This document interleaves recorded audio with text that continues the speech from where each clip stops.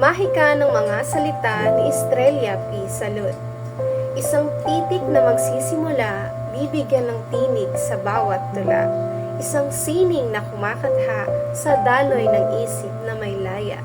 Mayroong himig ang mga salita, iyong maririnig, aking diwa.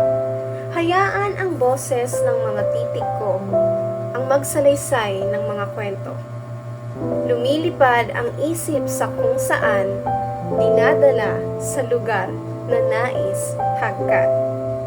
Imahinasyon ko lamang ang puhunan para sa pangarap na nais makamtan. Isang letra, naging salita. Isang salita na naging talata. Talatang tiyak na may tono, lilan lamang ang nakaririnig nito. Sa pagpikit ng mga mata, ating damhin. Bawat salita may ibinubulong sa atin. Tayo'y para bang isinasayaw sa hangin, pinapagaan ating damdamin.